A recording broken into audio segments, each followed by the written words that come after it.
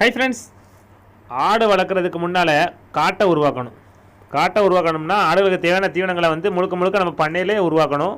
அதுலேயும் குறிப்பாக பார்த்துக்கிட்டிங்கன்னா என்ன தான் நேப்பியரு அதுபோக சோளம் இந்த மாதிரி தீவனம் போட்டாலும் இதுபோல் அகத்தி, வேலி மசாலு, அதுபோக சூபாபுல், மல்பெரி இது போன்ற புரத மிகுந்த தீவனங்களை நம்ம ஒரு நாளைக்கு ஒரு டைமாவது நம்ம ஆடுகளுக்கு கட்டணும்.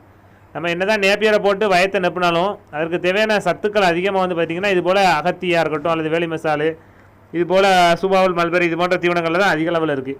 அதனால் நம்ம பண்ணி எடுத்துட்டோம்னா ஒரு நாளைக்கு பார்த்துக்கிட்டிங்கன்னா ஒரு நாள் அகத்தி கட்டினா மறுநாள் சூபாபுல், மறுநாள் அதுக்கப்புறம் மல்பெரி, அதுக்கப்புறம் பார்த்துக்கிட்டிங்கன்னா வேலி மசாலு, அடுத்து பார்த்துக்கிட்டிங்கன்னா இப்போ ரீசெண்டாக நம்மளோட தட்டைப்பயிர் அறுவடைக்கு வந்துக்கிட்டு இருக்குது. அப்படிங்கும்போது இந்த 5 வகையான தீவனத்தை வாரத்தில் 5 நாள் அப்படி ரொட்டேட் பண்ணும்போது அதற்கு தேவையான சத்துக்கள் எல்லாமே ஆடுகள் தொடர்ந்து சாப்பிடும்போது அதனுடைய வளர்ச்சி நல்லாயிருக்கும். குறிப்பாக பார்த்துட்டிங்கன்னா இது போல் வளர்ந்த குட்டிங்க 3 மாதத்துக்கு மேற்பட்ட குட்டிகளுக்கு பார்த்திங்கன்னா நம்ம தொடர்ந்து இதை கட்டும்போது அதனுடைய வளர்ச்சி பார்த்திங்கன்னா சீக்கிரம் பயிர் ஆகிடுது.